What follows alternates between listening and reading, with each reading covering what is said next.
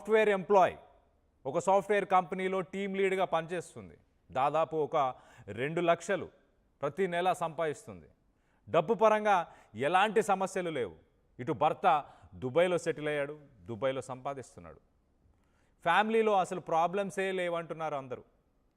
అయినా కూడా మరి ఇద్దరు పిల్లలు, ఎదిగిన ఇద్దరు, ఒకరు ఇంటర్ ఫస్ట్ ఇయర్ తన పాప, తన బాబు ఇంటర్ సెకండ్ ఇయర్, ఇద్దరు హాస్టల్లో చదువుతున్న ఆ ఇంటర్ విద్యార్థులు, ఆ పిల్లలు ఇద్దరినీ కూడా తాను ఎలా బయటికి తీసుకొచ్చింది, ఏం చెప్పి కన్విన్స్ చేసింది, చనిపోదామని ఎలా కన్విన్స్ చేసింది.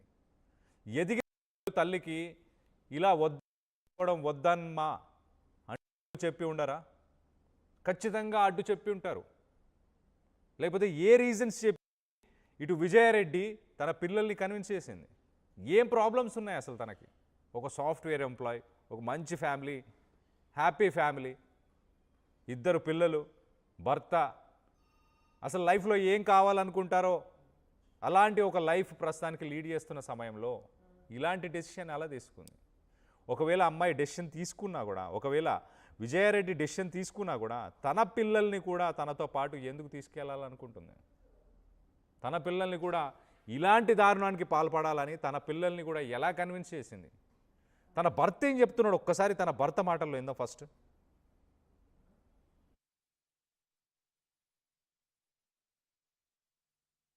సార్ లాస్ట్ ఎప్పుడు మాట్లాడారు సార్ మీరు మీ భార్యతో?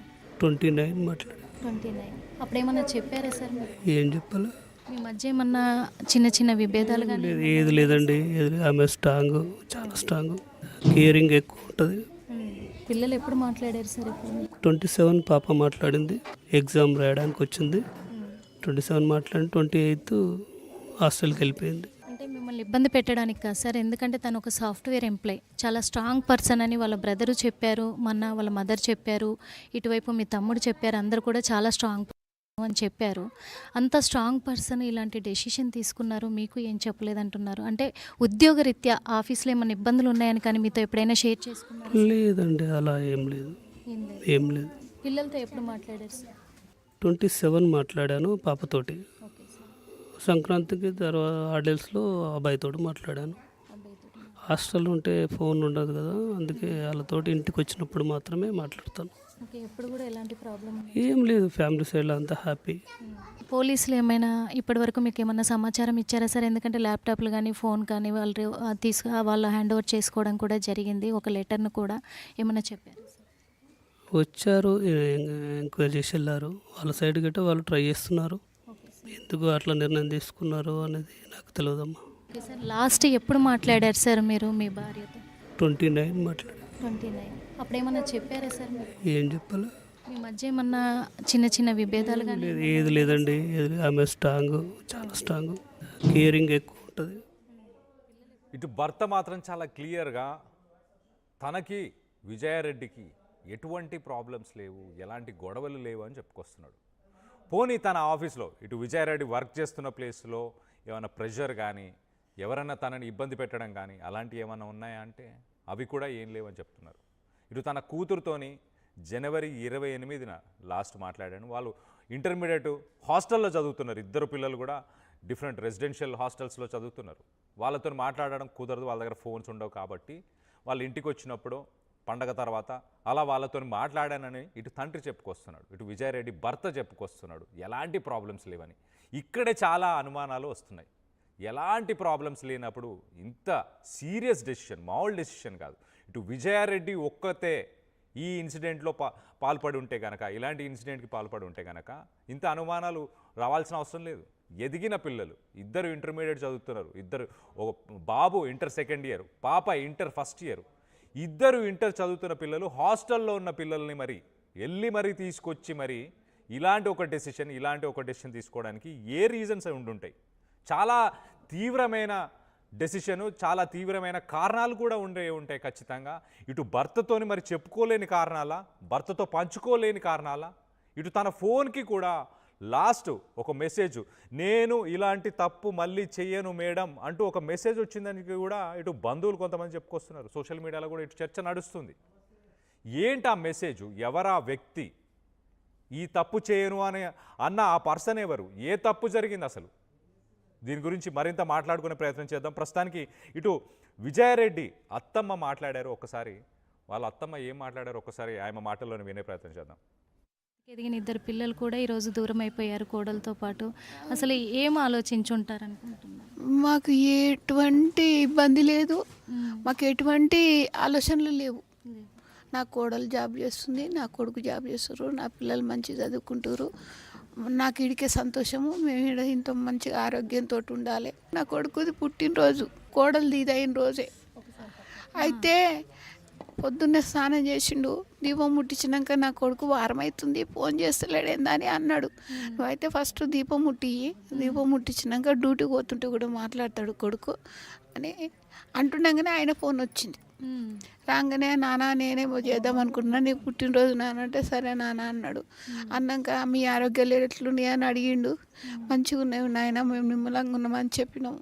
ఇక ఫోన్ కట్ అవుతుంది, ఇక మాట్లాడనిక మాకు రాలేదు ఇక నా కొడుకుతోటి. మళ్ళా ఆ ఒక క్షణంలే నిమిషం ఇట్లా నా కొడుకు ఫోన్ పెట్టేసినా నా కోడల వార్త మాకు ఎరకైతేనే ఉంది అంతే. ఇట్లా పెట్టేయంగానే మా ఏప్రాలు చేసింది, మా కోడల అన్న చేసిండు. ఇద్దరు అత్తయ్య మామయ్య మీరు ఇద్దరు సికింద్రాబాద్ రాండ్రి అన్నాడు. మేము చేతగానంలో మేము ఎక్కడ పోతామని కొట్టుకుంటున్నాం. మొత్తుకుంటుంటే చుట్టుముట్టాలు అందరు వచ్చారు, మా చుట్టాలు మా బంధువులు అందరు వచ్చారు. మాకు ఎటువంటి ఇబ్బంది లేదు లేదు లేదు నా కోడలతో లేదు, నా కొడుకులతో వాళ్ళతో లేదు నాకు ఇబ్బంది. చేతికి ఎదిగిన నా కొడుకు ఉద్యోగం చేస్తున్నాడు, నా కోడలు ఉద్యోగం చేస్తుంది, పిల్లలు చదువుకుంటున్నారు, అసలు మాకు ఎలాంటి ఇబ్బందులు లేవు అని చెప్పేసి ఇటు విజయారెడ్డి అత్తమ్మ చెప్తుంది. ఇక్కడే అనుమానం అనేది ఇంకా స్ట్రాంగ్ అవుతుంది. ఎలాంటి ఇబ్బందులు లేవని ఇటు భర్త చెప్తున్నాడు, అత్తమ్మ చెప్తుంది. అలాగే అదే రోజు విజయారెడ్డి ఈ డెసిషన్ తీసుకున్న రోజే ఇటు భర్త బర్త్డే అన్నట్టు కూడా తెలుస్తుంది. భర్తకి ఫోన్ చేసి, అంటే ఈ అత్తమ్మ అంటే ఈ తల్లి తన కొడుకు కూడా ఫోన్ చేసి మాట్లాడిందంట. అదే రోజు ఫోన్ చేసి మాట్లాడింది, దీపం పెట్టునాయన పిల్లలతో కూడా మాట్లాడు అని చెప్పి ఇట్లా మాట్లాడిన నెక్స్ట్ మినిటే ఇటు విజయారెడ్డి తల్లిదండ్రులు ఫోన్ చేశారంట. ఫోన్ చేసి ఇలా జరిగింది, విజయారెడ్డి ఇలాంటి ఒక డెసిషన్ తీసుకుంది, మీరు సికింద్రాబాద్కి రండి అని చెప్పేసి వీళ్ళకి చెప్పారు. సో మొత్తానికి అయితే అత్త వర్జను, అలాగే ఇటు భర్త విజయారెడ్డి భర్త విజయారెడ్డి అత్త ఇద్దరి వర్షన్ సేమ్ లైన్లో ఉంది. చాలా క్లియర్గా ఏమంటున్నారు, మాకు ఎలాంటి ఇబ్బందులు లేవు, ఎలాంటి ప్రాబ్లమ్స్ లేదు, ఫైనాన్షియల్గా కావచ్చు ఏ రకంగా ప్రాబ్లమ్స్ లేవు అని చెప్తున్నారు. ఇటు అత్త కూడా అదే చెప్తుంది చాలా క్లియర్గా, నా కోడలు ఉద్యోగం చేస్తుంది, నా కొడుకు ఉద్యోగం చేస్తున్నాడు, మనవడు మనవరాలు హ్యాపీగా చదువుకుంటున్నారు అని చెప్పేసి. సో వర్షన్ అయితే సేమ్ వర్షన్ ఉంది ఇటు భర్తది కానీ, అలాగే ఎట్ ద సేమ్ టైం ఇటు అత్తది కానీ, వీళ్ళిద్దరు వర్షన్ అయితే సేమ్ ఉంది. కానీ అంతా బాగానే ఉన్నప్పుడు ఇలాంటి ఒక ఎక్స్ట్రీమ్ డెసిషన్ అంట, నేను మామూలు డెసిషన్ కూడా కాదు, ఎక్స్ట్రీమ్ డెసిషన్ విజయారెడ్డి ఒక్కతే ఇలాంటి ఒక డెసిషన్ తీసుకొని ఉంటే అనుమానాలు ఇంత ఉండేవి కావు. ఎదిగిన పిల్లలతో పాటు ఈ డెసిషన్ తీసుకుంది అని అంటేనే అక్కడే అనుమానం వస్తుంది. ఫస్ట్ అసలు వాళ్ళని ఎలా కన్విన్స్ చేసింది? వయసుకు వచ్చారు వాళ్ళు, ఆల్మోస్ట్ ఆలోచన శక్తి ఉంటుంది, ఖచ్చితంగా డెసిషన్ మేకింగ్ చేసుకునే శక్తి ఉంటుంది. అంత శక్తి ఆలోచన శక్తి ఉన్న సమయంలో వాళ్ళ మదర్ ఒకవేళ విజయారెడ్డి పిల్లలకు అలా చెప్పినా కూడా పిల్లలు తల్లిదండ్రులని కన్విన్స్ చేస్తారు. వాళ్ళిద్దరి మధ్యలో గొడవలు ఉన్నా, ఒకవేళ ఇటు విజయారెడ్డి భర్తకి కావచ్చు, ఇద్దరికి గొడవలు ఉన్నా కూడా తల్లిని కన్విన్స్ చేస్తారు, వద్దమ్మా మనం ఇలాంటి డెసిషన్ తీసుకోవాల్సిన అవసరం లేదు, మనం మాట్లాడి ఇది రిజాల్వ్ చేసుకుందాం అని చెప్పే ప్రయత్నం చేస్తారు. కానీ అయినా కూడా ఇలాంటి డెసిషన్ ఎలా తీసుకుంది? సరే ఒక్కసారి ఇటు తన ఫ్యామిలీ, ఇటు విజయారెడ్డికి సంబంధించిన ఇటు భర్త మాట్లాడాడు, అత్తమ్మ మాట్లాడింది, ఇటు మామయ్య కూడా మాట్లాడాడు. వాళ్ళ మామయ్య కూడా ఏం చెప్తున్నాడు ఒక్కసారి వినే ప్రయత్నం చేద్దాం. సేమ్ లైన్లో కూడా ఆయననే మాట్లాడుతున్నాడా, ఏమైనా డిఫరెంట్గా చెప్పే ప్రయత్నం చేశాడా? ఒక్కసారి విజయారెడ్డి మామయ్య ఏం మాట్లాడాడు ఒక్కసారి ఆయన మాటల్లో వినే ప్రయత్నం చేద్దాం. ఇలాంటి గొడవ లేదు ఎవ్వరితో, మా కొడుకులు దాకు మాకు లేదు, మా కోడలు మాకు లేదు, అన్నదమ్ములు లేదు, ఎవ్వరు లేదు. అది ఏం జరిగిందో మాకే తెలియదు. ఇక మేమేం అనుకుంటలేము, మాకేం తెలుస్తుంది, మేము ఈడు ఉంటుంది మాకేం తెలియదు. మేము అటు ఉండి మాకు చెప్తున్నాము, మాకేం చెప్పలేదు. ఆమె ఇట్లా ఫోన్లో చేసి ఇప్పుడు చెప్పలేదు. మా కొడుక్కి నేను అలా పుట్టినరోజు వారానికి ఒకసారి నా కొడుకు ఫోన్ చేస్తాడు. పూజ చేస్తే మా వారమని నా కొడుకు ఫోన్ చేయలేదు ఏం సంగతి అని స్నానం చేసి పూజ చేసి చేద్దామని అనుకుంటున్నా.